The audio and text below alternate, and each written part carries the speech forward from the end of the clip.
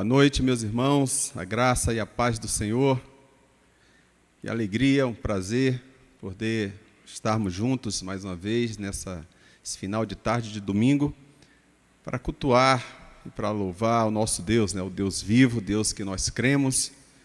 E é privilégio, né? Que você se sinta também privilegiado em adorar ao seu Deus, ao nosso Deus.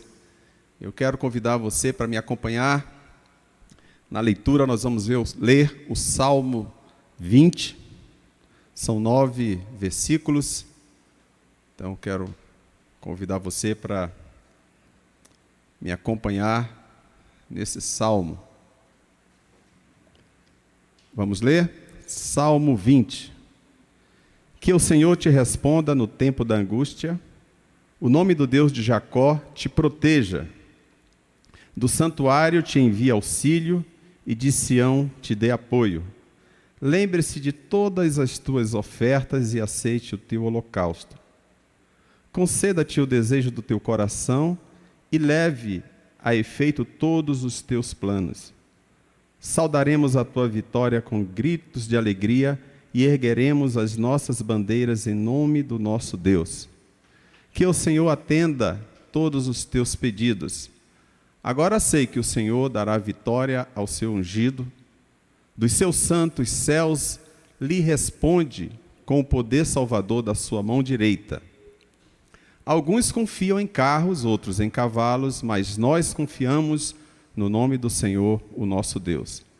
Eles vacilam e caem, mas nós nos erguemos e estamos firmes. Senhor, concede vitória ao Rei. Responde-nos quando clamamos. Alguns confiam em carros, outros em cavalos, mas nós confiamos no nosso Deus, no nosso Senhor. Amém?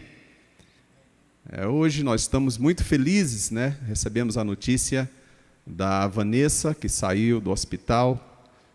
Tivemos um susto aí, né? Agora, ontem, ela precisou ser internada com problemas de respiração, mas graças a Deus, louvamos a Deus pela vida da Vanessa, né?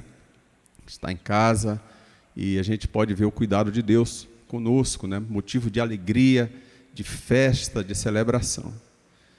Hoje também hoje é considerado por algumas denominações o dia do pastor.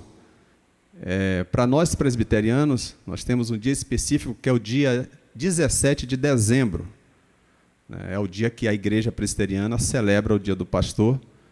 Mas a gente quer deixar aqui o nosso agradecimento aos nossos pastores, pastor Carlinhos, pastor André, pastor Etevaldo, e dizer da importância de vocês como nossos pastores, e o que nos anima em caminhar com vocês é ver o amor que vocês têm pela obra de Deus, pelo reino, o zelo pela palavra, o zelo, a firmeza na pregação do evangelho genuíno. Então, quero dizer para vocês que nós estamos juntos com vocês.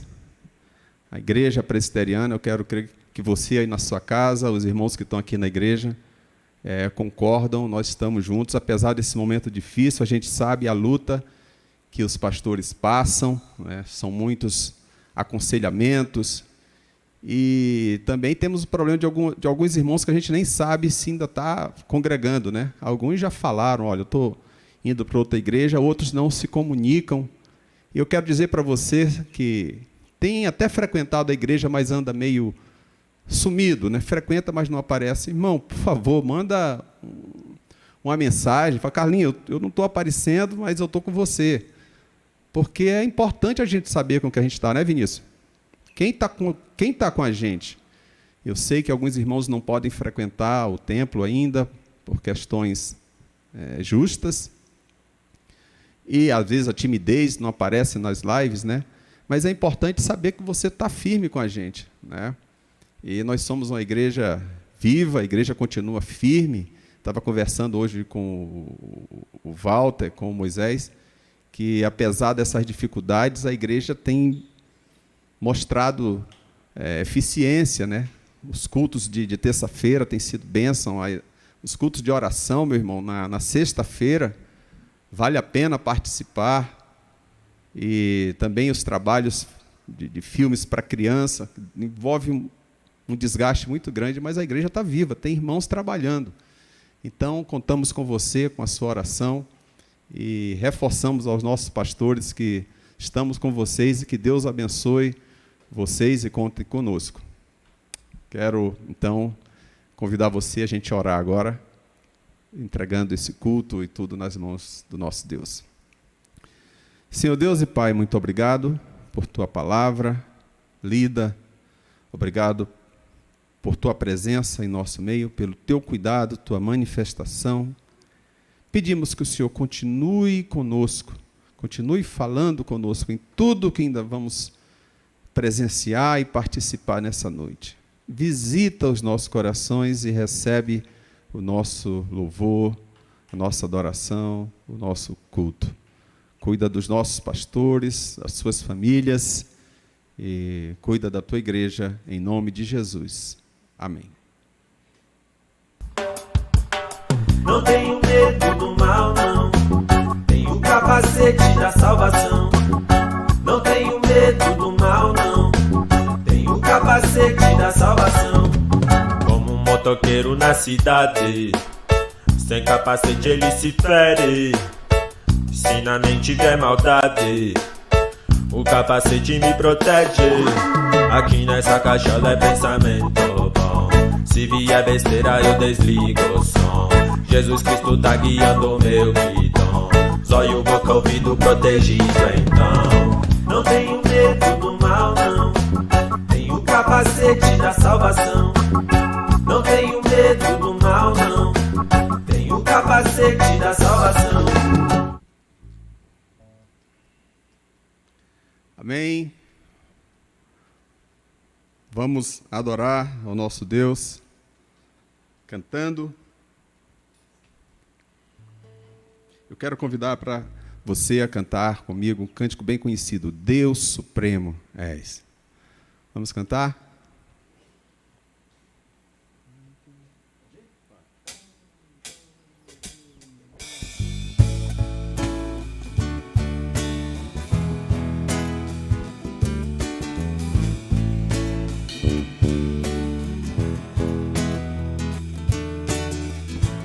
Deus Supremo és, soberano em glória. Deus Supremo és, soberano em glória.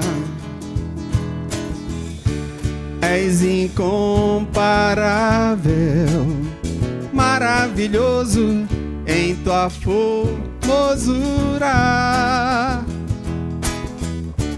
És incomparável, maravilhoso em tua majestade.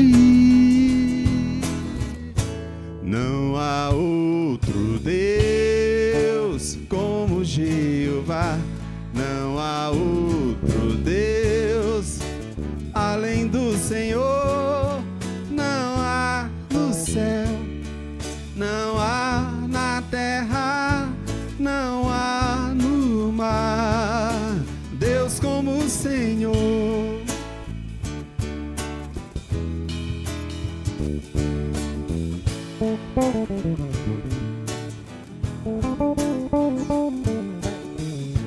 Deus Supremo és,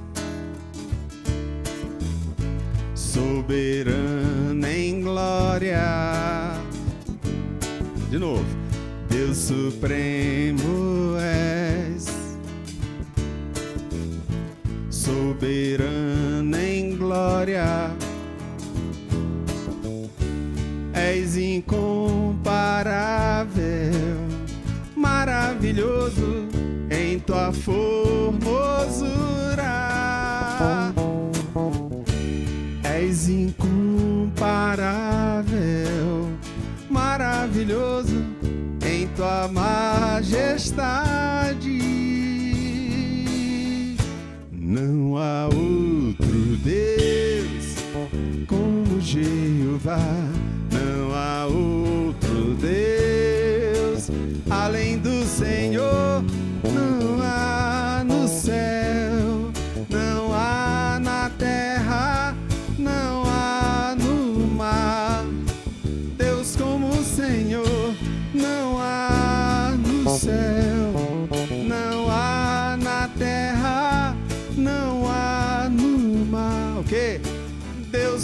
Senhor.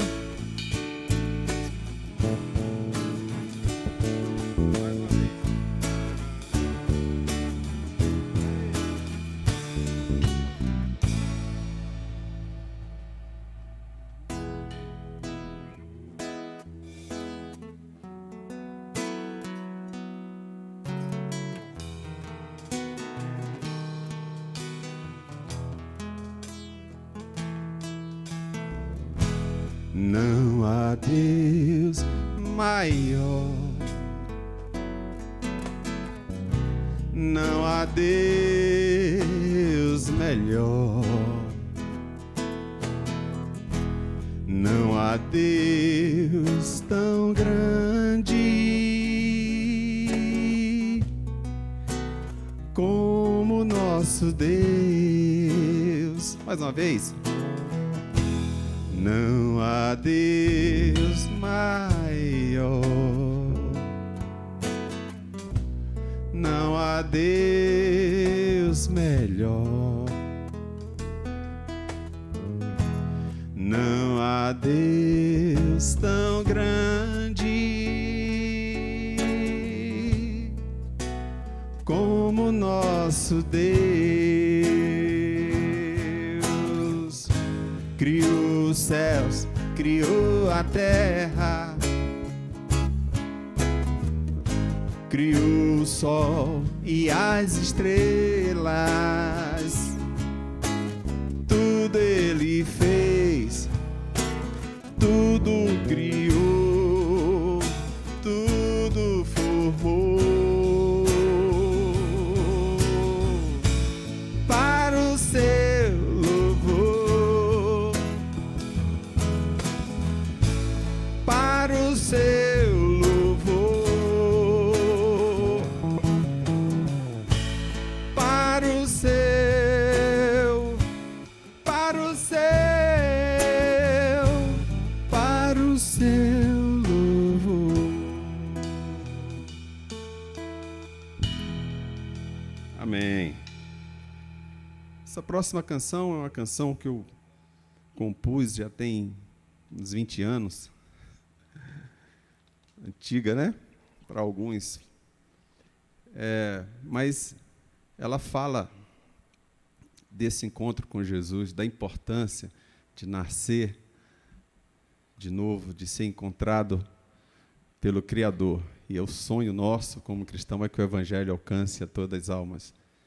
E em determinada parte dessa letra eu falo do pão que vem de uma semente que foi lançada numa terra boa, e ali o trigo cresce e ele dá o fruto e vira o pão. Falo de algumas coisas do nosso dia a dia, mas a essência dessa música é essa. Alguém que, o trigo, a semente que morre, assim como Jesus morreu para nos dar vida. Outra vida.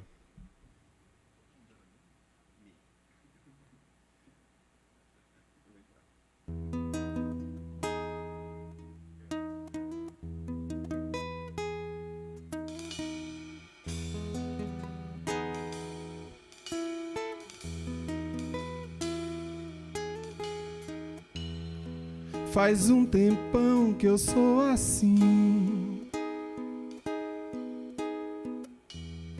só me mudou quem conviveu comigo. Traga o meu melhor amigo, quem me quer bem, vem comigo.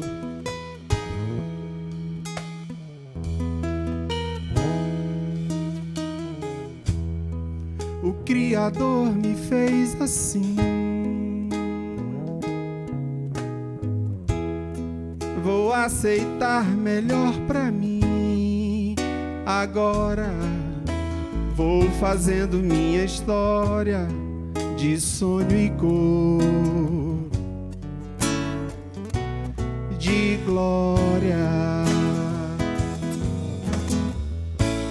Pisa ardente é de cipó, me doeu, ai que dó. É amor, diz vovó. Cabra macho apanha, aprende e só.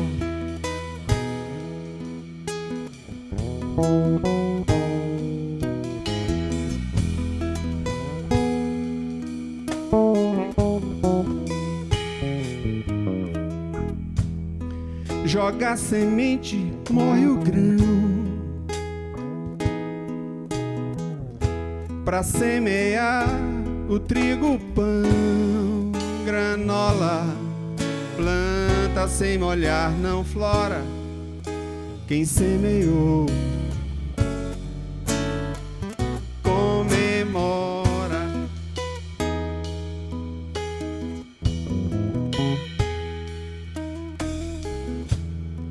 De lá ligou pra Bel falar.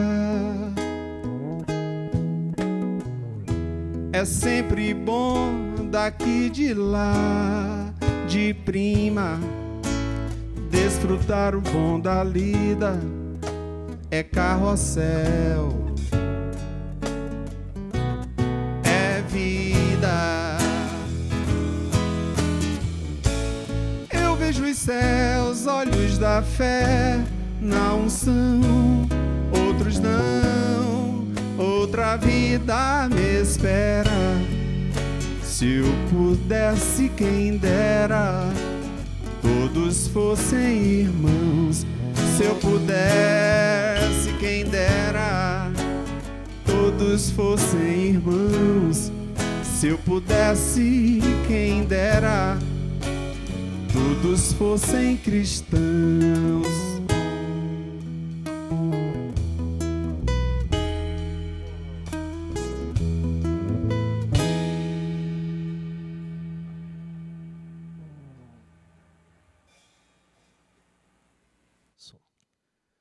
Boa noite a todos, irmãos e irmãs, os que estão presentes, os que estão em casa. Boa noite, gente.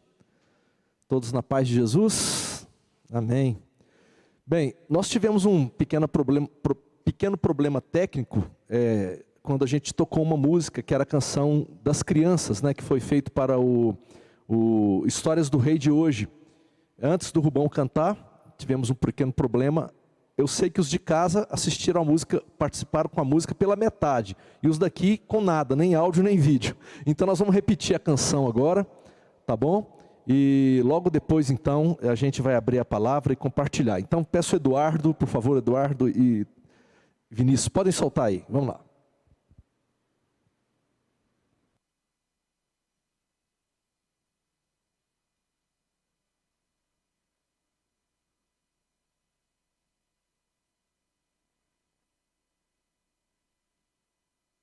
A salvação, como um motoqueiro nasceu. Não tenho medo do mal, não. Tenho o capacete da salvação. Não tenho medo do mal, não. Tenho o capacete da salvação. Como um motoqueiro na cidade, sem capacete ele se fere. Se na mente tiver maldade, o capacete me protege. Aqui nessa cachola é pensamento bom. Se vier besteira eu desligo o som. Jesus Cristo tá guiando o meu guidão. Zóio, boca, ouvido protegido então. Não tenho medo do mal, não. Tenho o capacete da salvação. Não tenho medo do mal, não. Tenho o capacete da salvação. Como um motoqueiro na cidade, sem capacete ele se fere todinho. Se na mente vier maldade, o capacete me protege assim. Aqui nessa cachola é pensamento bom. Se vier besteira eu desligo o som. Jesus Cristo tá guiando o meu guidão. Zóio, boca, ouvido protegido então. Não tenho medo do mal, não. Tenho o capacete da salvação. Não tenho medo do mal, não. Tenho o capacete da salvação.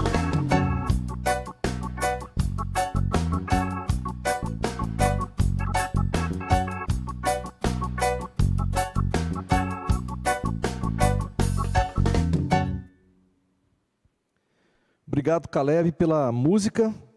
ficou muito joia, e ela completa a mensagem que foi trazida pela Ana, né? Eduardo, se puder aumentar um pouquinho o retorno da voz para mim, por favor, porque o retorno está tão do lado de lá que a gente fica aqui meio sem referência.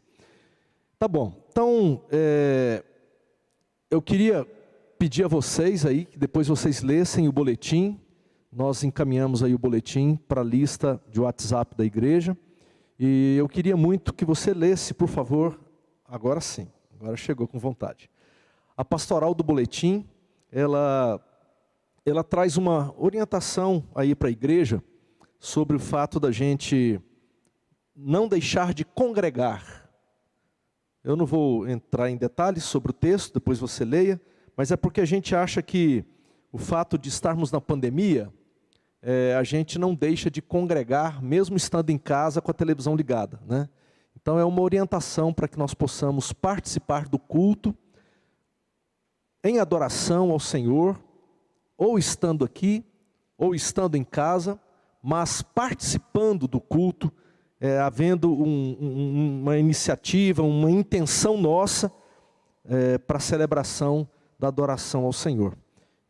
A gente às vezes sente falta de muitas pessoas, e às vezes as pessoas estão aí, e a gente nem sabe que elas estão, e às vezes também nós temos um costume de participar dos cultos das terças-feiras e das sextas, às vezes com as câmeras fechadas. Eu sei que tem a questão do problema da conexão, mas vale a pena se abrir lá um pouquinho, dar um tchauzinho. É importante a gente ver, já que está tendo um distanciamento aí, é necessário que a gente possa ter algum contato de alguma forma, e essa interação é sempre importante na vida da igreja. Então, peço que vocês leiam depois o boletim, e quem sabe participem conosco de uma forma aí, não sei, demonstrando mais a sua presença, tá bom? Nós vamos orar agora, antes de ler a palavra do Senhor, pedindo para que o Senhor, através do seu Espírito Santo, através da sua palavra, realize a boa obra. E logo depois da oração, as crianças entre 5 e 10 anos poderão descer com a tia Lude para a lição de hoje. Vamos orar primeiro, tá? Obrigado, Senhor, por essa noite, pela tua presença conosco, pelo teu Espírito Santo, pela oportunidade de estarmos aqui com parte da igreja reunida. Oramos por aqueles que estão em casa, alguns estão em Brasília, outros bem distantes, celebrando o culto conosco nessa noite, e nós oramos para que o Senhor guarde a todos nós, que possamos ouvir a tua palavra, ouvir a tua voz, que o teu Espírito Santo fale ao nosso coração, que o Senhor ministre graça, cura, perdão, salvação, que o Senhor venha ao nosso encontro, tem misericórdia de nós. Abençoa de maneira especial também as crianças no culto de hoje. Guarda-os em nome de Jesus. Amém. Amém. Pode descer, criançada, 5 a 10 anos. Enquanto isso, nós vamos abrir a palavra do Senhor em Marcos capítulo 4, e nós vamos fazer a leitura dos versos 26 a 34, é o texto que nós temos para hoje, nesse período chamado de tempo comum, no calendário litúrgico, e nós vamos ler as Escrituras e meditar sobre ela. Diz assim, a partir do verso 26, Marcos 4, 26. Ele prosseguiu dizendo: o reino de Deus é semelhante a um homem que lança semente sobre a terra. Noite e dia, estando ele dormindo ou acordado, a semente germina e cresce, embora ele não saiba como. A terra por si própria produz o grão, primeiro o talo, depois a espiga, e então o grão cheio na espiga. Logo que o grão fica maduro, o homem lhe passa a foice, porque chegou a colheita. Novamente ele disse: com que compararemos o reino de Deus? Que parábola usaremos para descrevê-lo? É como um grão de mostarda, que é a menor semente que se planta na terra. No entanto, uma vez plantado, cresce e se torna a maior de todas as hortaliças, com ramos tão grandes que as aves do céu podem abrigar-se à sua sombra. Com muitas parábolas semelhantes, Jesus lhes anunciava a palavra, tanto quanto podiam receber. Não lhes dizia nada sem usar alguma parábola. Quando, porém, estava a sós com seus discípulos, explicava-lhes tudo. Até o verso 34, que o Senhor nos abençoe. Bem, é um texto bem interessante, que nos fala sobre o crescimento do reino de Deus.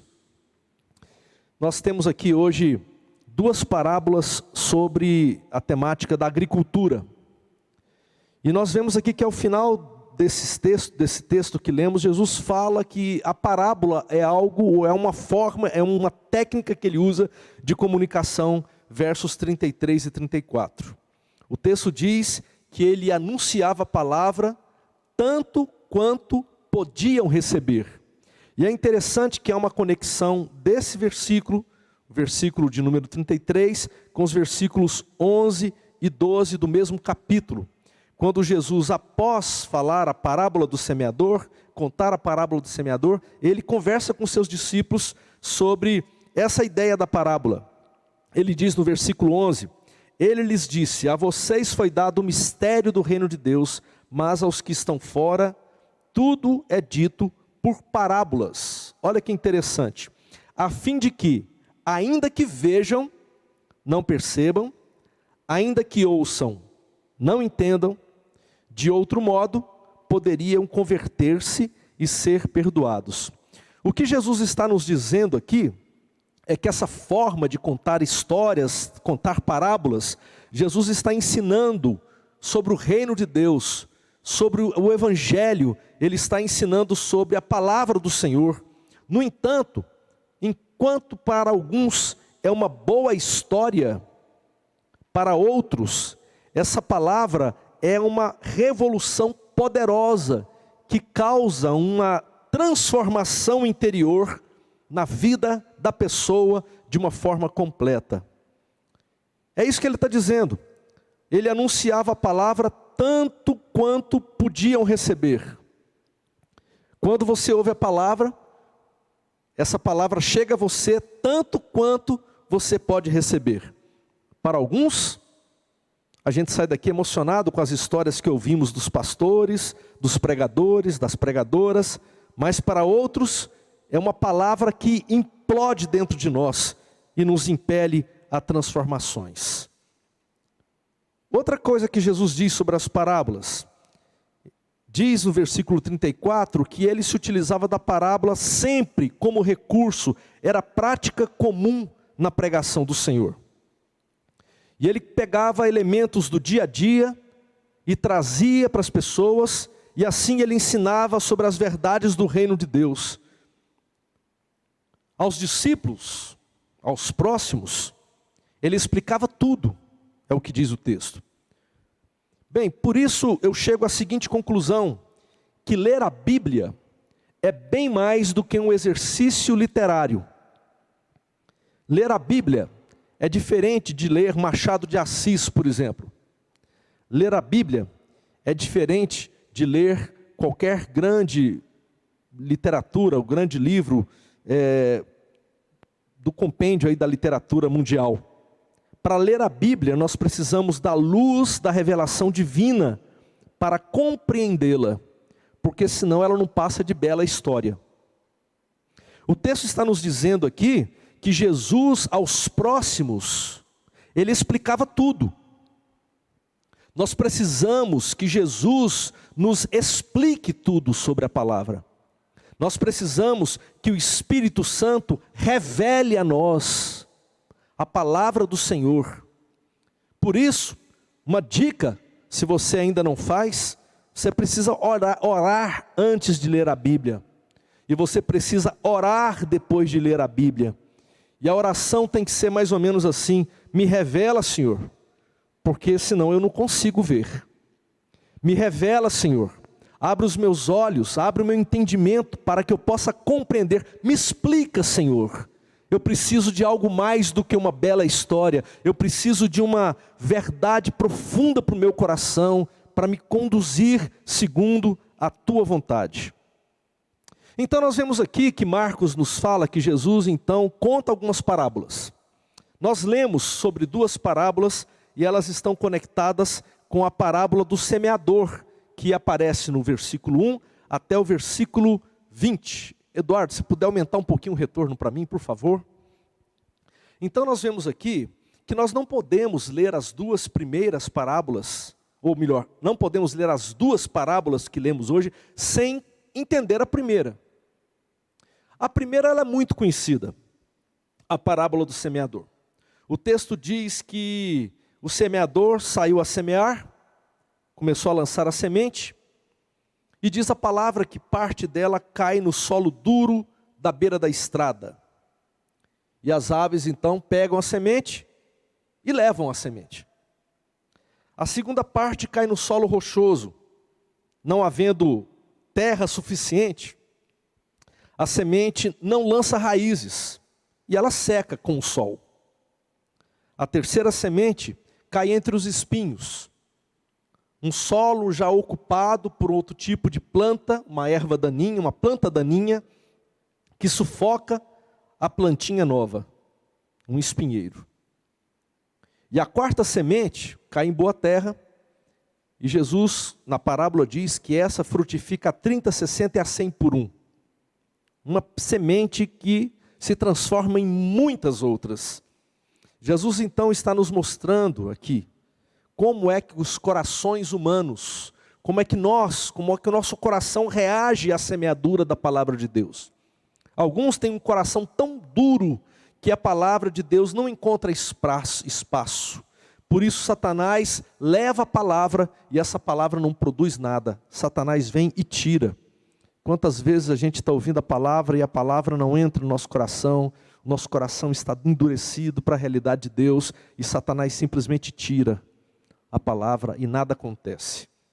Outros são corações que não permitem que a palavra se instale e crie raízes, não se aprofunde.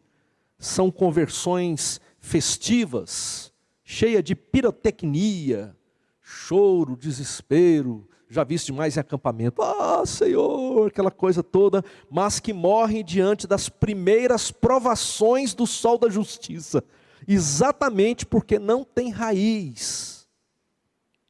O sol que alimenta as plantas com raízes é o mesmo sol que seca e mata planta sem raiz. As provações que fortalecem uns crentes firmados em Cristo, essas mesmas provações fazem crentes débeis na fé, sem raízes, enfraquecer e abandonar a fé e a palavra de Deus. Os terceiros são os corações divididos. Quando a semente da palavra é lançada, o coração já tem dono. O espinheiro já está lá. Jesus chama os espinheiros de preocupações desta vida, engano das riquezas e os anseios por outras coisas. Versículo 19. A plantinha nasce, ela cresce, mas sufocada, ela se torna infrutífera. Assim são aqueles que são crentes, mas estão sufocados pelos prazeres desse mundo, pelos anseios desse mundo, e por isso não produzem fruto, não levam outros a Cristo, estão tão preocupados em estar bem na sociedade, de não queimarem o filme no trabalho, aonde quer que seja, estão tão preocupados com a sua própria situação para se dar bem nessa sociedade, nesse mundo perdido e caído, que acabam abrindo mão da sua lealdade a Cristo. As ansiedades com o futuro, o medo do amanhã, o desejo de ficar rico, os anseios pelas coisas desse mundo, os tornaram árvores sem fruto, plantas que não frutificam, crentes sem manifestações visíveis de um testemunho vibrante e poderoso. Os últimos são aqueles corações em que a semente caiu num solo bom e preparado para receber a palavra. Esses acolhem a palavra, as raízes nascem, se espalham, aprofundam. Nesse coração não tem outro Deus concorrente, por isso produzem frutos abundantes para a glória de Deus.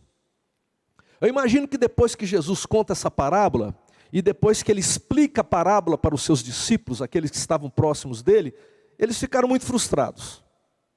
Imagine só, a pergunta deles para Jesus era mais ou menos assim: então Jesus, isso significa que somente 1/4 das pessoas que ouvirem as nossas pregações, isso significa então, Jesus, que apenas 25% das pessoas que ouvirem a mensagem do Evangelho que iremos pregar, só esses verdadeiramente se converterão e produzirão frutos?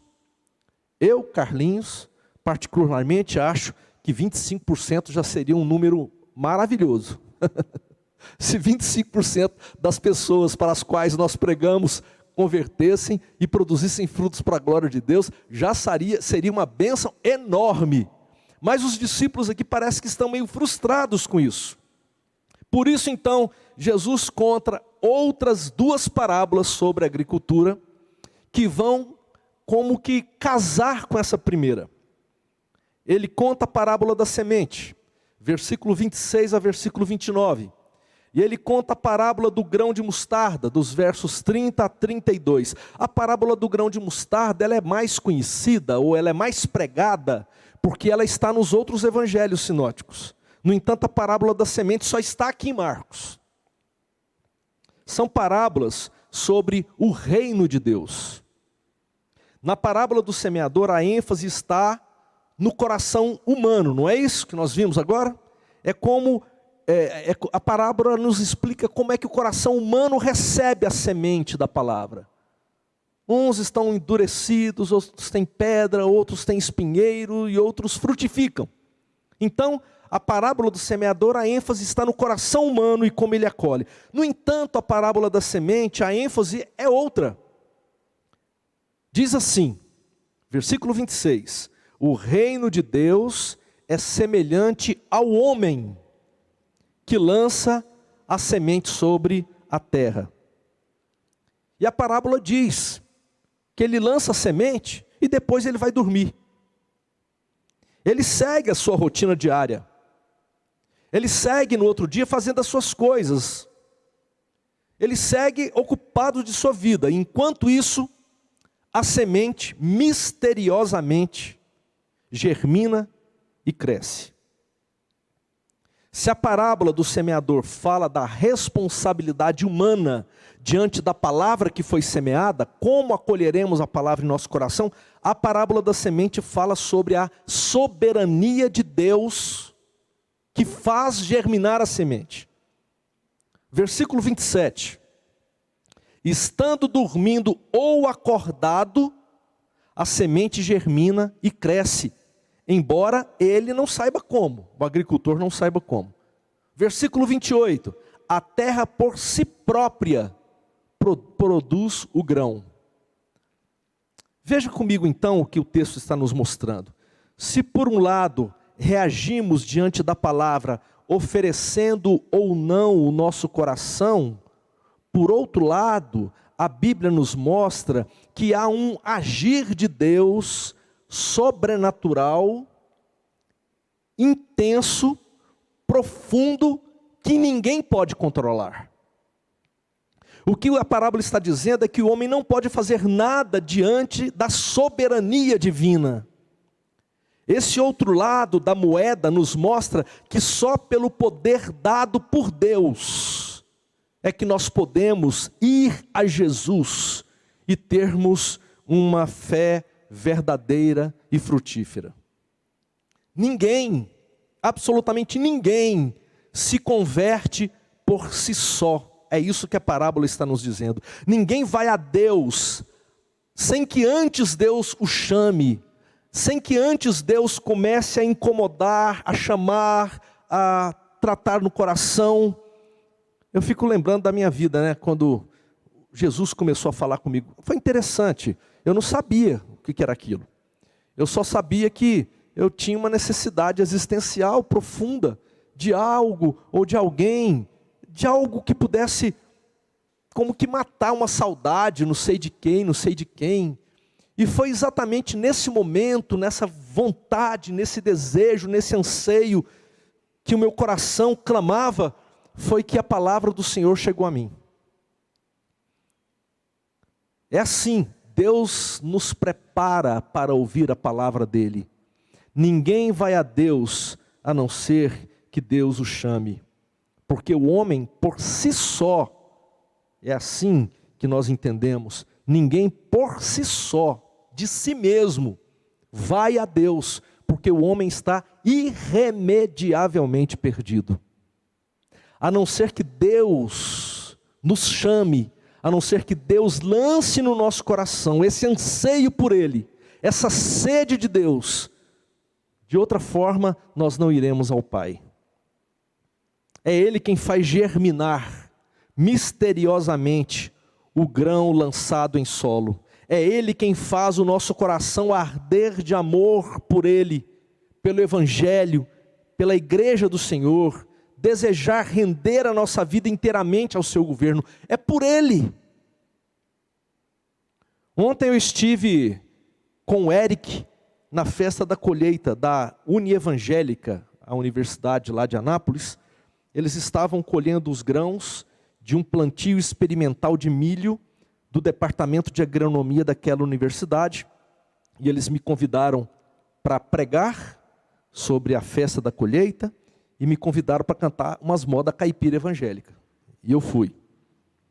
E nós tivemos ali, com os técnicos da Unievangélica, e aqui o Vinícius é doutor nesse negócio aí, o mais do que doutor, né? Nós tivemos uma aula sobre tecnologia agrícola. E eles mostravam para a gente como é possível tornar o solo daquela região ali, próximo a Cocalzinho, que é um terreno difícil. Meu pai falou assim, onde dá canela de ema, meu filho, não adianta plantar assim, de qualquer jeito, que o negócio não nasce. E lá só dá canela de ema naquele cerrado, né? E ali então, eles fizeram um experimento, um determinado milho, usaram a tecnologia da agricultura, e eles mostraram como é possível tornar o solo mais preparado e adequado para uma produção de qualidade, sem afetar o meio ambiente, sem deteriorar a criação, uma agricultura sustentável. Nós ouvimos, vimos na prática a colheita ali, as máquinas colhendo milho. Interessante como a máquina separa tudo, a palha separa o milho e já debulha o milho, tudo ao mesmo tempo. Vimos sobre fertilização, sobre utilização da palha, do milharal já seco, como adubagem do solo.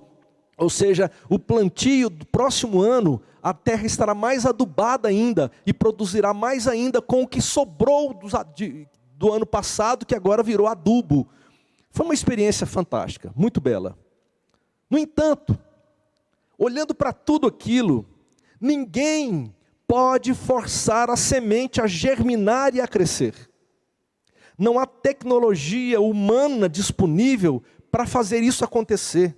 Esse mistério, esse segredo é do Senhor. Ao agricultor, depois de plantar e fazer tudo o que está ao seu alcance, resta dormir, descansar e deixar que Deus faça o que lhe cabe, o restante, e aguardar com paciência. Porque o milho pode estar lindo, maravilhoso, mas dá uma praga lá e ninguém, às vezes uma praga incontrolável, vamos dizer assim, um coronavírus do milho, né? Que vai lá e destrói com tudo. É o do Senhor, Deus é quem cuida, é o Senhor quem faz crescer. Então resta a cada um de nós plantar e descansar e deixar que Deus faça o restante, aguardando com paciência. Assim também é no reino espiritual. Admitir que não sabemos, que não podemos, é um excelente início. É o Senhor quem realiza. É Ele quem estabelece o seu reino entre nós.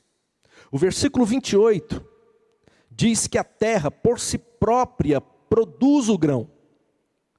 Literalmente, significa automaticamente, porque vem do original, lá no grego, a palavra automate, no grego, significa também sem uma causa visível, sem qualquer intervenção ou ajuda humana.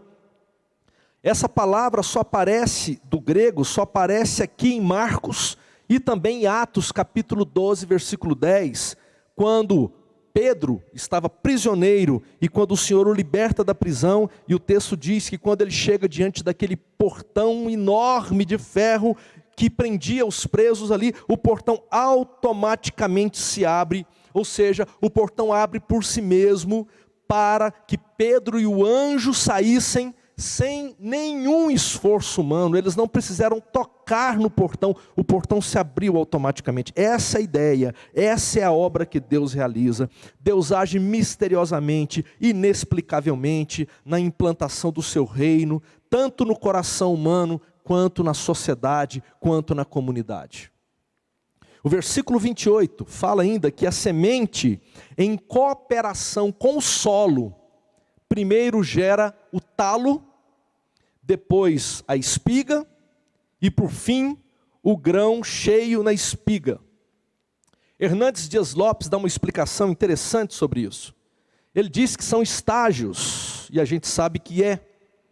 Diz também que não são tão distinguíveis ou separáveis, mas fazem parte de um processo. Mas nós poderíamos dizer, dentro desse processo, que na primeira fase dessa semente germinada, a primeira fase é quando surge esse talo. É uma fase de profunda inquietação interior, e talvez você que esteja aqui nessa noite, talvez você que esteja na sua casa, você que esteja participando conosco no culto presencialmente ou virtualmente em sua casa, é possível que isso esteja acontecendo com você, essa fase onde há uma profunda inquietação interior. É quando a pessoa é confrontada pela palavra de Deus, é quando as velhas estruturas da vida são questionadas, é quando as nossas verdades são desintegradas, e nós somos desconstruídas, e nós somos desafiados à reconstrução da nova vida. Essa é a primeira fase. A segunda fase, Hernandes Dias Lopes chama de a fase da espiga, que representa a exteriorização dessa inquietude internalizada e que começa a florescer. É quando nós começamos agora a abandonar uma série de práticas mundanas, pecaminosas, e começamos agora a adotar novos valores na nossa vida, porque entendemos que é impossível, não dá para ser verdadeiro cristão permanecendo na prática do pecado. Não há como. Essa é a segunda fase.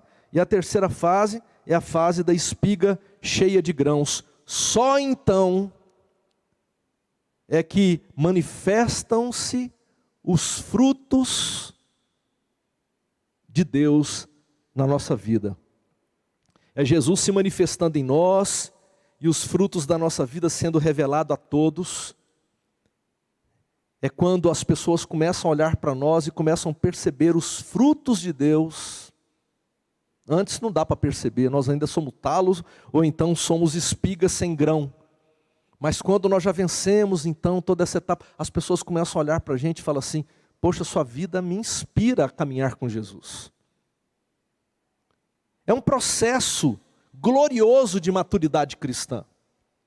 O projeto de Deus para o seu povo, e presta atenção nisso que eu vou falar, o projeto de Deus para o seu povo não é apenas levar o seu povo para a glória. Se você acha que Jesus morreu para que você pudesse ir para o céu, ou para que você pudesse viver a eternidade gloriosa com Ele, na Nova Jerusalém, a palavra do Senhor está nos dizendo que é mais do que isso. Deus deseja nos transformar à imagem do Rei da Glória. Não é apenas ir para a glória, mas sermos transformados na imagem de Jesus. É isso que a palavra do Senhor nos revela.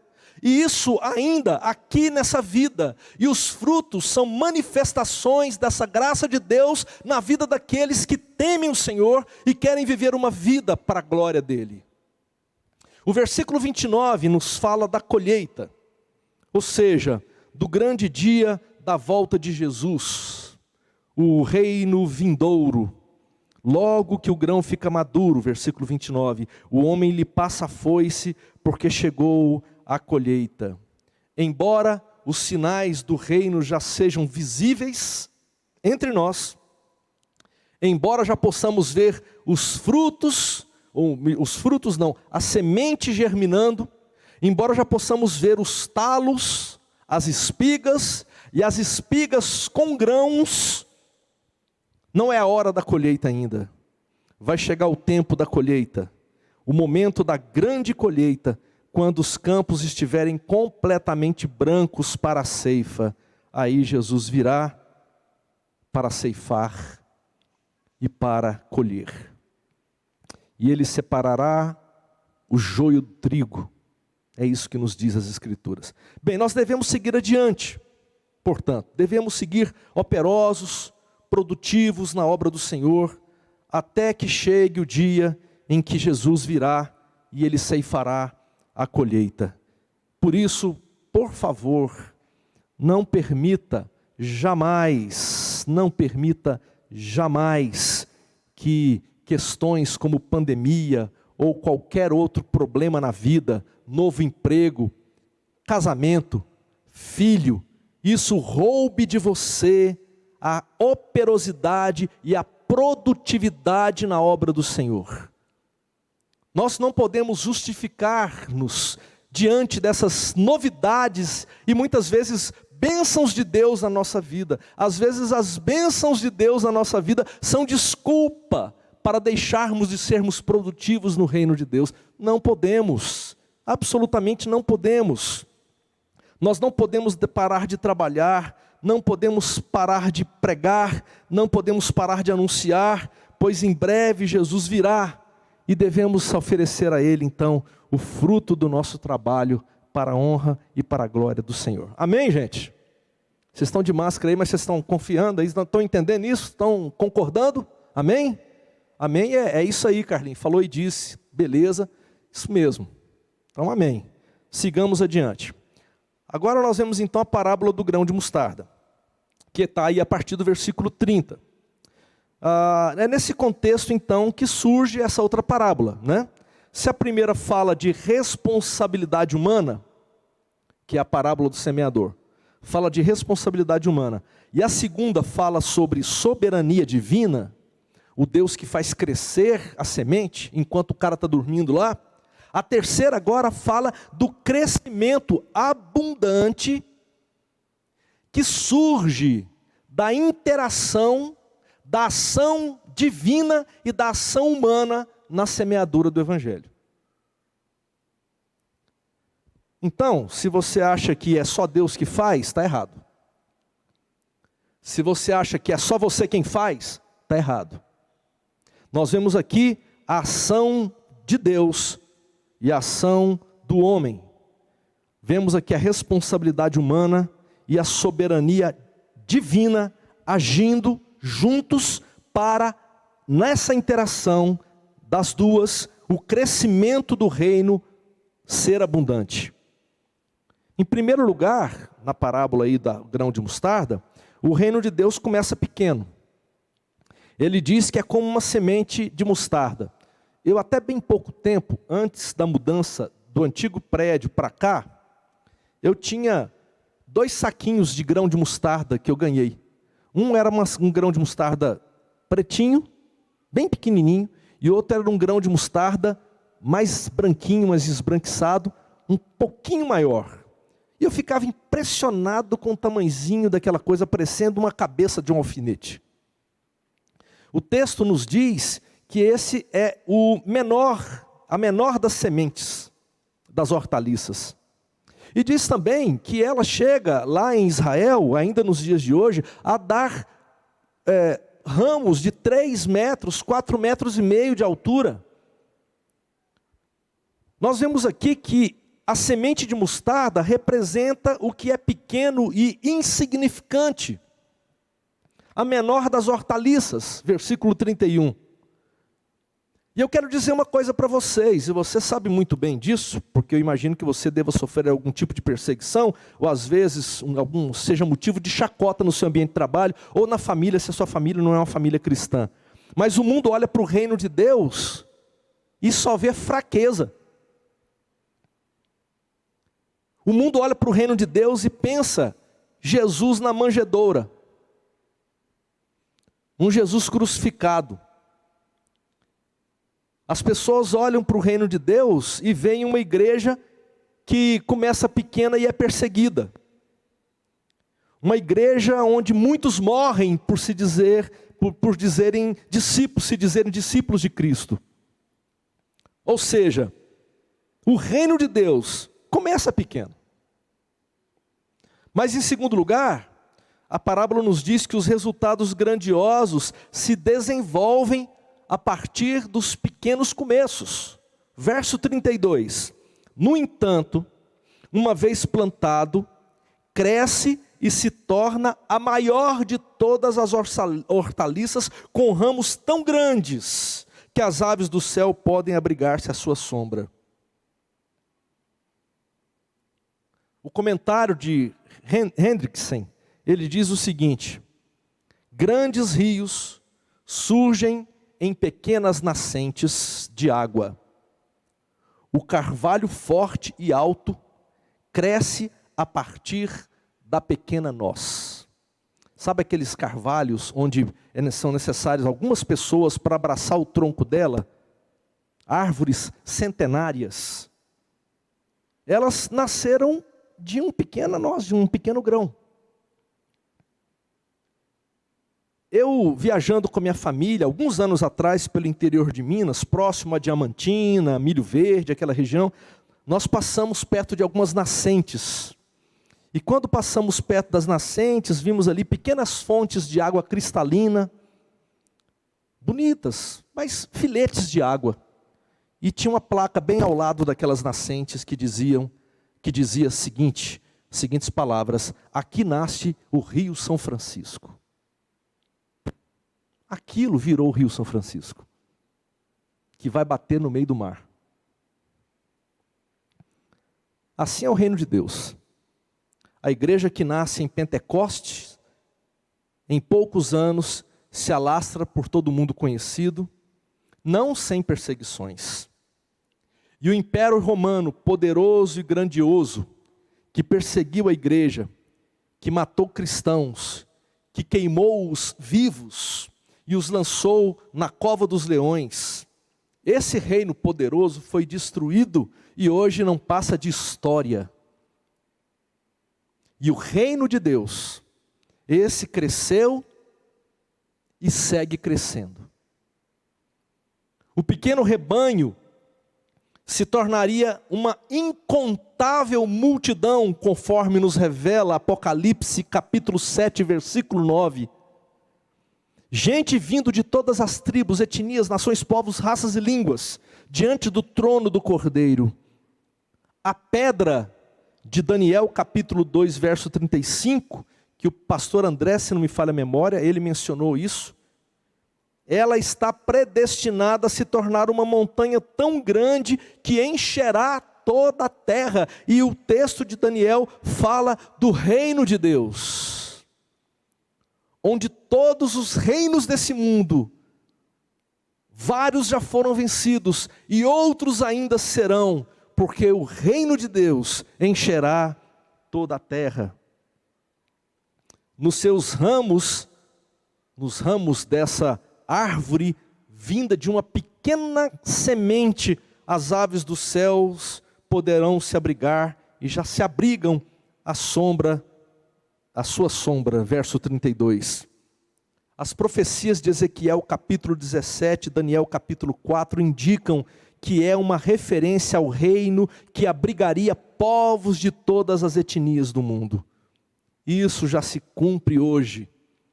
E o reino continua se alastrando, até que todo o mundo ouça que Jesus é Senhor, então virá o fim. Portanto, querido, querida, você que está aqui, jamais despreze os humildes começos. Abençoada é a pessoa que participa ativamente na promoção do crescimento do reino. Sabe muitas vezes aonde é que o reino começa? Veja comigo, capítulo 5, versículo 19. Você vai virar uma página aí e nós vamos encontrar o seguinte texto.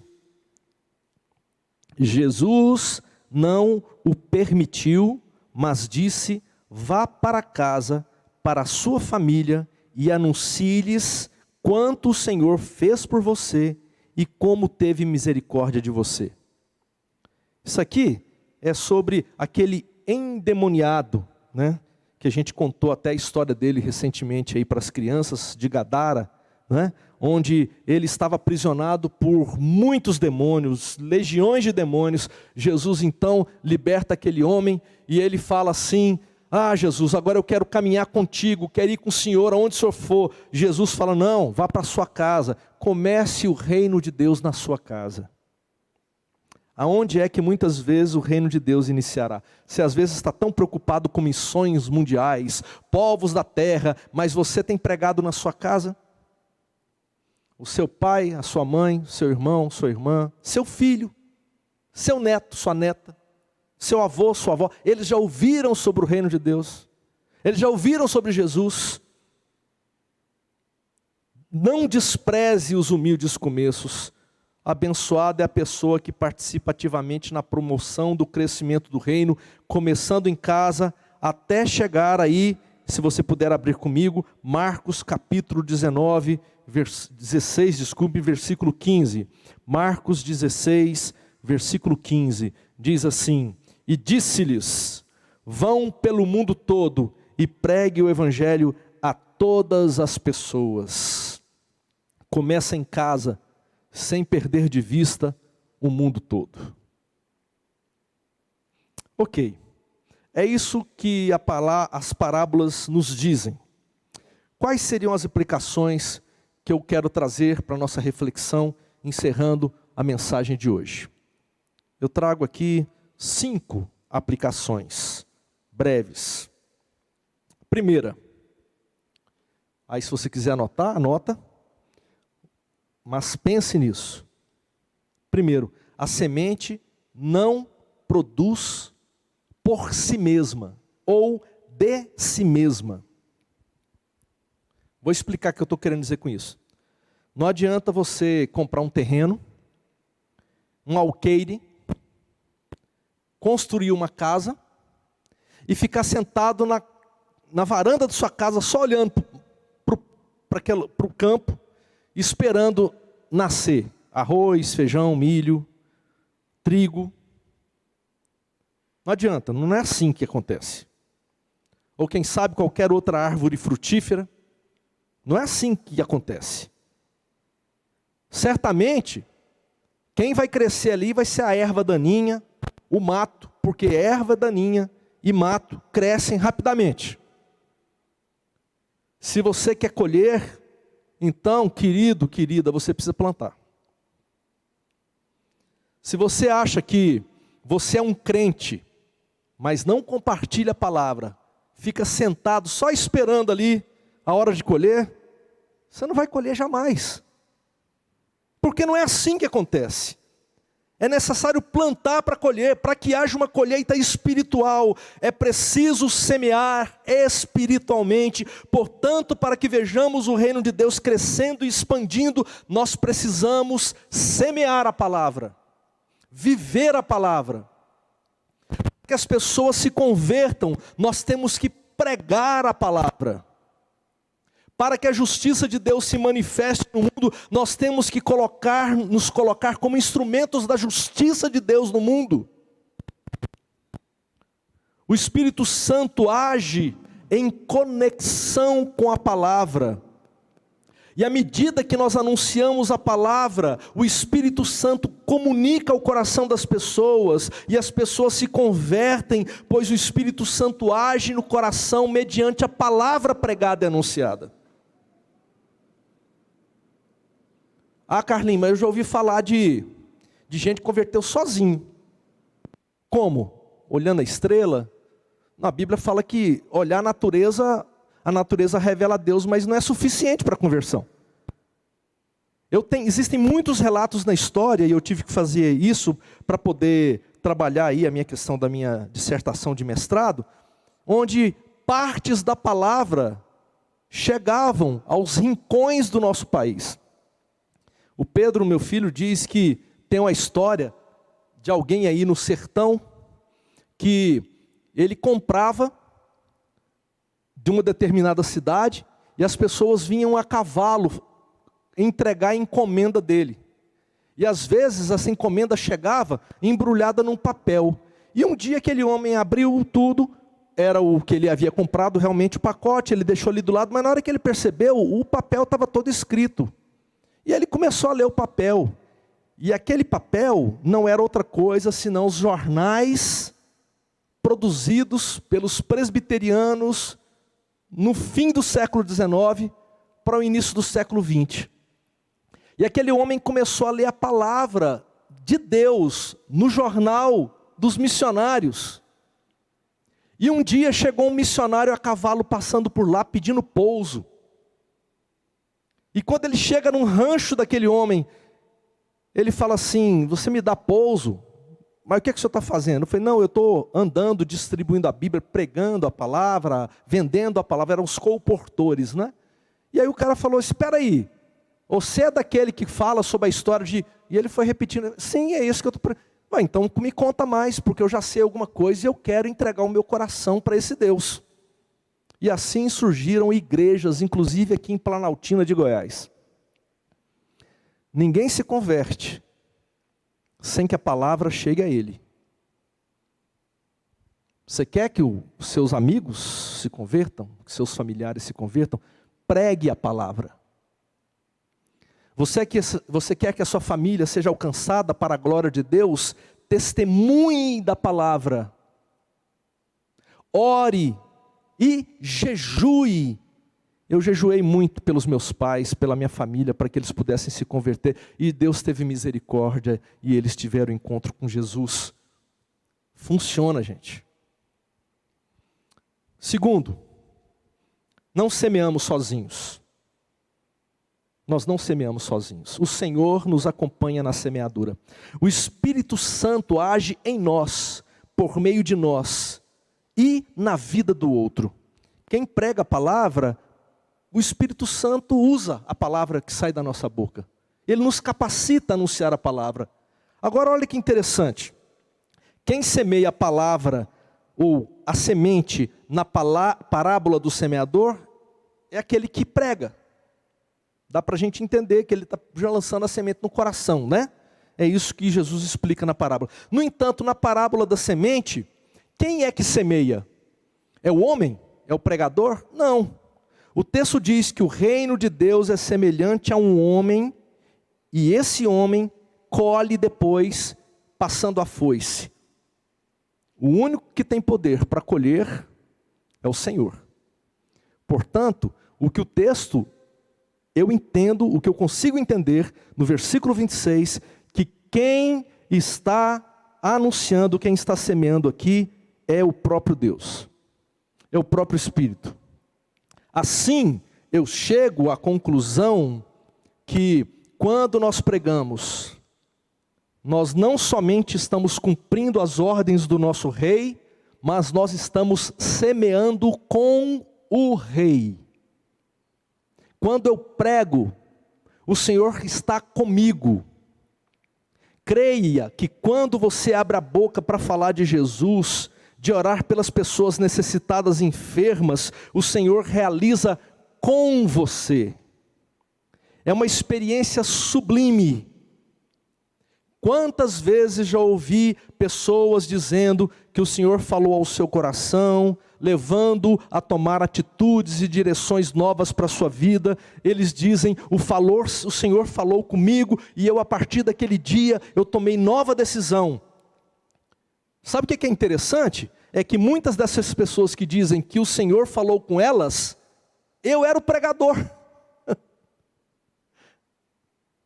Em algumas dessas ocasiões era eu quem estava semeando. Eu era o pregador. No entanto, apagou-se da memória dessas pessoas a minha pessoa, a minha palavra. O que ficou foi a presença do Senhor e a palavra do Senhor, porque quem prega, prega com o Senhor. Quem fala, fala com o Senhor, pelo Espírito do Senhor, para a glória de Deus, para a transformação das pessoas, e eu espero profundamente que o que esteja chegando no seu coração nessa noite não seja a palavra do Carlinhos, mas seja a palavra do Espírito.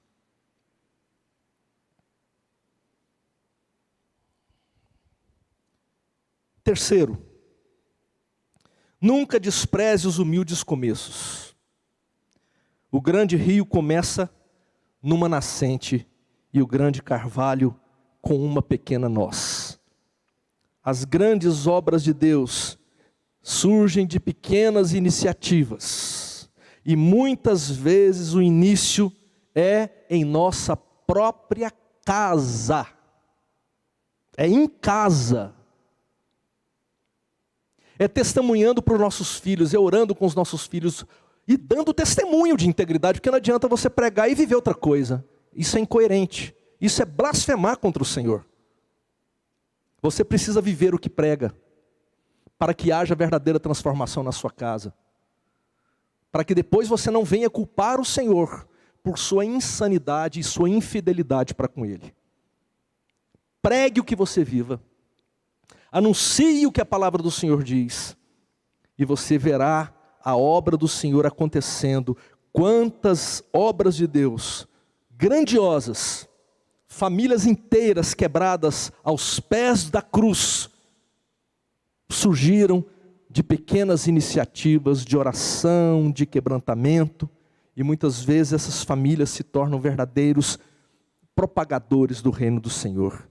Deus quer te usar para manifestar ao mundo a grandiosidade do seu poder.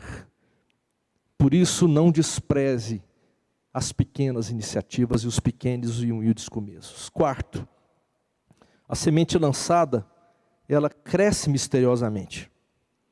Sempre foi assim.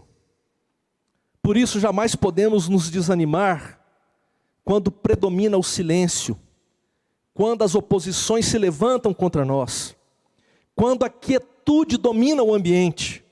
A gente olha e fala assim, não está valendo a pena, estou pregando, nada acontece, estou orando aqui em casa e ninguém se converte, estou clamando a Deus e nada acontece.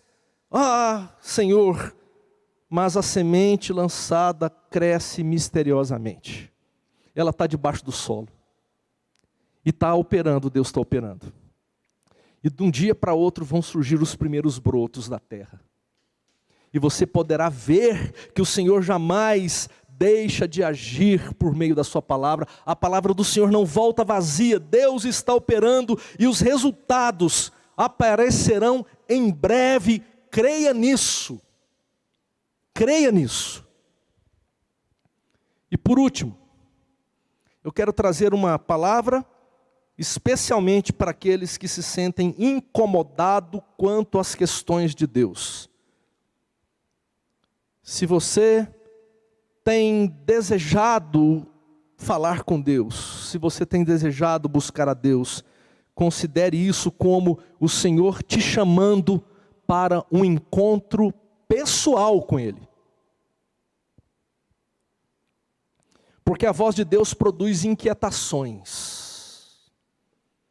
Porque a voz de Deus indaga os nossos valores, confronta, bota em xeque. A voz de Deus incomoda aquele que está em pecado e vivendo na rebeldia da palavra. Deus está te chamando. Se você tem se sentido incomodado por Deus, é o Espírito Santo que está falando com você. Ele bate a porta e Ele te chama pelo nome. Você vai abrir a porta? Se você abrir a porta, Ele vai entrar, vai cear com você e você com Ele. Mas aquele que faz aí de surdo diante da voz do Senhor, esse está perdendo uma oportunidade maravilhosa de ser transformado para a glória do Senhor. Se você tem ouvido Deus falar, se você tem percebido o Espírito Santo te chamando, aleluia, mas você continua vivendo no pecado e na rebeldia, tome cuidado.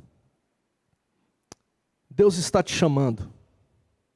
arrependa dos seus pecados, clame pelo perdão, venha a Jesus, renda-se a Ele hoje, agora, nesse exato momento. E eu quero orar por você que tem ouvido a voz do Espírito. Nós vamos orar, e se você nessa noite tem ouvido a voz do Espírito e gostaria de receber essa oração, eu peço para você ficar em pé. E se você está em casa, como um ato simbólico, só você e Deus, coloca a sua mão aí no coração, se você verdadeiramente quer nessa noite colocar a sua vida diante do Pai. Se alguém quiser, fique em pé, que nós vamos orar nesse momento. Oremos. Obrigado, Senhor, pela Tua palavra maravilhosa. Obrigado porque ela é semente, porque ela alcança o nosso coração. Obrigado porque ela opera dentro de nós. Ela opera em nós. E nós estamos aqui nessa noite profundamente necessitados do Senhor. Oramos para aquelas pessoas que nessa noite necessitam de um encontro pessoal, transformador, verdadeiro, intenso contigo. Eu oro para que o Teu Espírito Santo venha sobre essas pessoas. As que aqui estão e as que estão espalhadas por vários lugares, participando do culto pela internet. Eu creio que o Senhor usa e o Senhor vai. Eu creio que a Tua palavra foi anunciada e ela poderá transformar a vida de pessoas, nos lugares mais longínquos, como pessoas que foram transformadas por pedaços de jornal na história do nosso país. Eu creio que o Senhor pode usar tudo isso para manifestar a Tua glória, o Teu poder, trazer perdão e trazer transformação na vida de lares destruídos, de pessoas enganadas pelo pecado, de pessoas que necessitam de uma transformação poderosa na sua vida. Faz isso, nós te clamamos. Venha, ó Espírito Santo, e realiza a obra misteriosa que só o Senhor pode realizar. Abençoa o Teu povo, abençoa a Tua igreja. Nós nos colocamos diante de Ti, clamando por misericórdia, em nome de Jesus. Amém. Aleluia. Glórias ao nome do Senhor. Amém. Vamos cantar uma música com Rubão.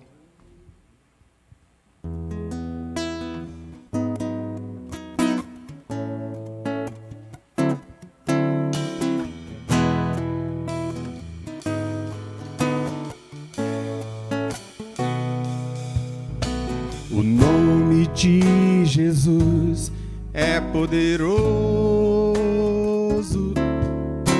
O nome de Jesus é sobre todos.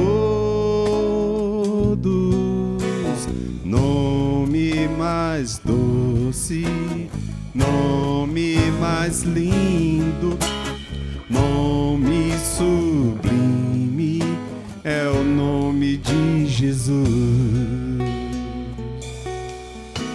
O nome de Jesus levanta os mortos. O nome de Jesus sara os feridos. Nome mais santo, nome mais puro, nome bendito é o nome de Jesus. Mais uma vez. O nome de Jesus é poderoso, é poderoso. O nome de Jesus é sobre todos. Nome mais lindo, nome sublime é o nome de Jesus. O nome de Jesus levanta os mortos. O nome de Jesus sara os feridos. Nome mais santo,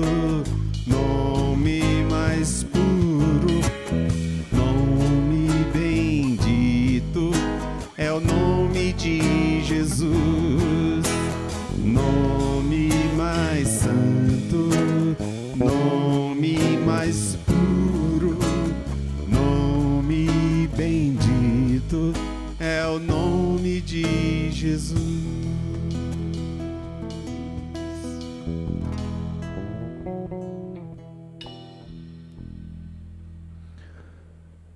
Obrigado, Rubão, Léo, Pato. Obrigado, Carlinhos, pela palavra. A semente chegou ao seu coração? Foi palavra do Carlinhos, foi palavra de Jesus para você hoje, como a gente ouviu. Que sua reação seja adequada, que você afugente aí os pássaros, que você are a terra, que você pode as ervas daninhas e que frutifique, reaja. Que você reaja de maneira adequada, que você busque ao Senhor, busque espaço para esse crescimento misterioso e que isso frutifique no seu coração, que seja cura, que seja transformação, como a gente acabou de cantar. O nome do Senhor, a palavra do Senhor é poderosa. Rápidos avisos para a gente, e aí nós oraremos encerrando o nosso culto. Primeiro, motivos de gratidão e de louvor ao nome do Senhor. Essa semana, na sexta-feira, a gente teve o casamento do Pedro e da Isabela, agora os dois Nicola. Eles casaram na sexta-feira, dia 11, e nós louvamos a Deus. Tem uma foto ali, Carlinhos está dizendo, não sei se vocês em casa estão vendo também. Louvado seja o nome do Senhor.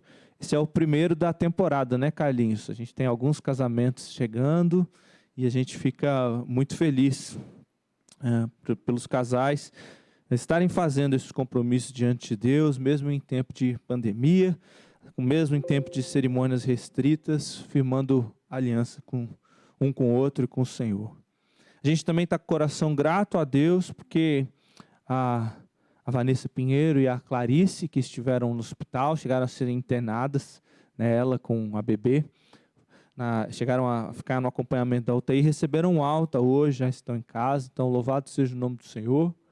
E o Fernando, irmão do pastor Carlinhos, pelo qual nós também estivemos em oração, estava com Covid, também recebeu alta, graças a Deus. Nossa programação ao longo da semana, convidando você a estar com a gente. Na terça-feira, 7h30, 19h30 da noite, nós temos estudo bíblico pelo Zoom. Essa semana recebendo o seminarista Demba, Biai, que atua junto do pastor Etevaldo ali na congregação, vai nos abençoar com a palavra. E na sexta-feira, às 7h da manhã, nós nos reunimos também via Zoom para buscarmos ao Senhor, para orarmos juntos como comunidade. No sábado, especialmente você que é mulher, um aviso especial. Vocês vão ter, no caso, o segundo encontro de mulheres. Quem vai trazer a palavra vai ser a Cláudia Barbosa e é para todas as idades. Então você pode ter maiores informações com a Mariana Mastrella, com a Cláudia ou pelo grupo das mulheres. Se você ainda não participa, entre em contato com elas. Mas sábado agora, às 18 horas, sábado dia 19, às 18 horas. E a gente segue com a nossa escola bíblica dominical. Quem hoje aqui acompanhou a palavra do Carlinhos em parábolas, estava com a aula do Bruno Tardim fresca na mente aí, né? Semana passada nós investigamos o gênero literário das parábolas. Hoje o Stelvio começou a investigar as epístolas com a gente. Se você quiser participar com a gente na semana que vem, você é muito bem-vindo, bem-vinda. E a gente convida a ler Colossenses. A gente vai ler a carta de Paulo aos Colossenses ao longo dessa semana e nos reunir no domingo de manhã, via Zoom. E seguimos com os cultos híbridos à noite, com a transmissão no YouTube e com a possibilidade, você que está com saúde, você que já está imunizado, você que está respeitando todas essas regras, os protocolos sanitários, se quiser estar presente com a gente, se sente confortável, nós temos essas 40 vagas para adultos e 10 para crianças. E eu queria te convidar a registrar na sua agenda a data dos dias 12 a 16 de julho, daqui a um mês, quando a gente vai ter a nossa semana missionária, nossa semana de missões. Ao longo dessa semana a gente vai receber gente querida, vai ouvir testemunhos dos nossos missionários que estão no campo, vamos ser abençoados por pregadores amigos. Já temos alguns nomes confirmados, como a Neide e o Mark, saudade deles, estão lá na Holanda, ou o pastor Marcelo Galberto, também vai estar com a gente. Então separa na sua agenda, dia 12 ao dia 16 de julho, às 19h30, a nossa igreja vai se reunir para orar por missões, para ouvir o testemunho dos nossos missionários, para ouvir a palavra de Deus nessa direção. Esses são os nossos recados. Queria convidar quem está aqui presente a ficar de pé. A gente vai orar e encerrar o nosso culto. Senhor Deus, muito obrigado porque o Senhor vem na nossa direção. O Senhor é um Deus que age, o Senhor é um Deus que está agindo. O Senhor é um Deus que, dia após dia, através da Tua palavra, domingo após domingo, encontro após encontro da Tua igreja, está semeando. O Senhor está usando os Seus filhos, Suas filhas, Teus servos, Suas servas, para trazer a Sua mensagem, para lançar a semente poderosa, Deus, do Teu reino no nosso coração. Obrigado pelas parábolas, Senhor. Obrigado porque elas explicam um pouco desse mistério. Ajuda-nos a sondar o nosso coração e a compreender que tipo de solo o nosso coração tem sido, que tipo de solo o nosso coração foi nessa noite. E que o nosso coração seja, pela graça do Senhor, solo fértil, que essa semente cresça misteriosamente. Ajuda-nos, Deus, a arar o solo, ajuda-nos a espantar os pássaros, a espantar a influência do inimigo, a cuidar, Deus, a arrancar as ervas daninhas das distrações, dos prazeres desse mundo. Ajuda-nos a buscar o Senhor, porque a Tua palavra é poderosa. O Senhor começa como uma semente de mostarda, começa pequeno. E muitas vezes, Deus, nesse tempo de pandemia, muitas vezes diante dos desafios do trabalho, das circunstâncias cívicas do nosso país, nós nos sentimos pequenos diante de tantas coisas, tantas distorções. Mas o Senhor está agindo e vai frutificar no tempo certo. Então mantém nosso coração firme no Senhor. Mantenha a nossa confiança, mantenha as nossas orações diante do Teu altar. Começa nas nossas casas, começa no nosso próprio coração, começa no nosso caráter, começa nas pessoas que estão ao redor de nós e ajuda-nos a persistir na certeza de que Tua igreja vai frutificar, nosso caráter vai ser transformado, vidas vão ser convertidas e aquilo que parecia deserto vai se tornar uma árvore onde outros podem se aninhar, outros podem buscar refúgio, ó Deus. Faz isso na nossa vida, faz isso na vida de cada irmão, cada irmã aqui, faz isso na nossa vida comunitária como IPLN, ó Deus. Que a palavra lançada hoje frutifique a 30, a 60 e a 100. Esse é o desejo do nosso coração, confiando que o Senhor tem poder e que foi o Senhor quem lançou a semente por meio da exposição da palavra. E agora, irmãos, ide em paz, que esse Deus misericordioso, que a Trindade Santa do reino anunciado por meio das parábolas, que o governo amoroso do Pai, que a graça do Filho que vem ao nosso encontro, que a comunhão do Espírito Santo que nos une a Ele, que nos consola, que nos cura, que nos transforma, seja conosco e com a igreja de Deus espalhada sobre a face da terra, hoje e sempre, nos tornando frutíferos até o dia da volta do Senhor. Maranata, vem logo, Senhor Jesus. Amém. Uma boa semana para você e para sua família. Continue se cuidando. Nós nos vemos ao longo das atividades e, com a graça de Deus, na semana que vem. Te convido a ver o pós-lúdio, essa música. Eu convido você também que está nos acompanhando da internet a marcar seu oi, deixar o seu abraço para quem está assistindo, como uma forma ainda que limitada de interação, acompanhando a música.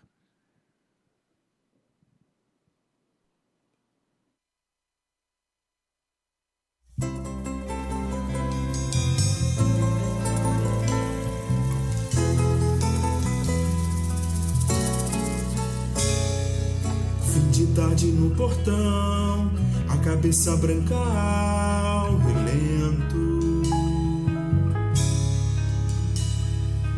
Teimosia de paixão faz das cinzas renascer ao lento. Na estrada o seu olhar, procurando um vulto conhecido.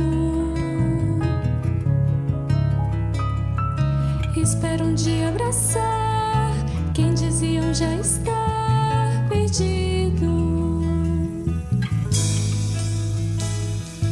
O seu amor é tão forte, mais que o inferno e a morte.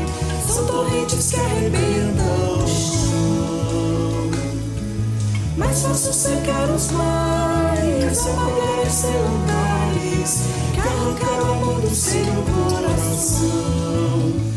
Fim de tarde, se debruça no portão.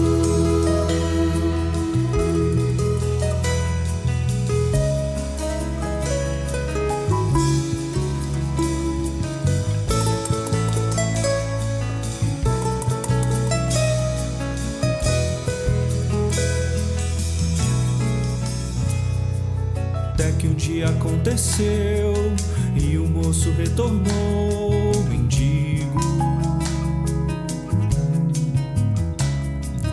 O pai depressa correu e abraçou o filho tão querido. Tragam roupas e o anel, calcem logo os seus pés, milagre. Vinho do melhor tonel, tanta alegria em mim não cabe. O seu amor é tão forte, mais que o inferno e a morte. São torrentes que arrebentam o chão. Mais fácil secar os mares, apagar estrelatares, que arrancar o amor do seu coração. Fim de tarde, está dizendo.